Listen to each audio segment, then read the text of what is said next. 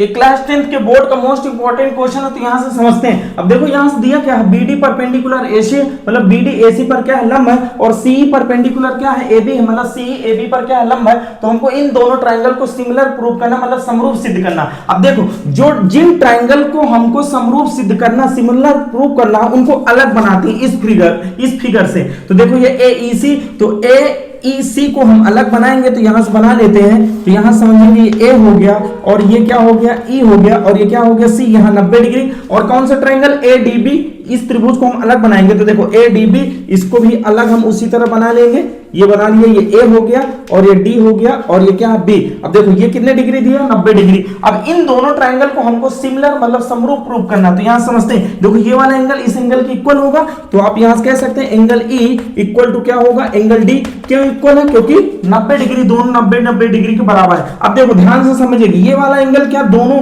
Triangle में ये common angle है कि नहीं, मतलब ये वाला एंगल इस ट्रायंगल में भी आ रहा है, और ये वाला एंगल इस ट्रायंगल में भी आ रहा है। तो मतलब ये जो ए एंगल है, ए कोण है, ये कॉमन एंगल है, मतलब उभयनिष्ठ कोण है। तो आप ये कह सकते हैं ये वाला एंगल इस एंगल के क्या होगा, इक्वल होगा। मतलब एंगल ए इक्वल टू क्या लिख सकते हैं, एंगल ए, और यहां लिख सकते हैं कॉमन एंगल या उभयनिष्ठ एंगल, आप हिंदी में लिख सकते हैं। आप आगे लिख लीजिएगा। अब देखो ये एंगल इस एंगल के इक्वल, ये एंगल इस इक्वल के एंगल, ठीक है। अब आपको ये पता होगा किन्हीं भी दो त्रिभुजों में यदि दो कोण बराबर हो जाते हैं, मतलब दो एंगल यदि इक्वल हो जाते हैं, तो तीसरा एंगल ऑटोमेटिक अपने आप क्या हो जाता है, इक्वल हो जाता है। मतलब आप यहां से ये कह सकते हैं ये वाला एंगल इस एंगल के क्या हो जाएगा, इक्वल हो जाएगा। मतलब आप ये कह सकते हैं इस त्रिभुज के तीनों एंगल, इस त्रिभुज के तीनों एंगल के क्या हो गया, इक्वल हो गए, यानी बराबर हो गए। तो क्या ये दोनों ट्रायंगल क्या हो गए, सिमिलर हो गए कि नहीं, दोनों ट्रायंगल क्या हो जाएंगे, समरूप हो जाएंगे। तो आप ये कह सकते हैं, इसलिए आप यहां से ये कहेंगे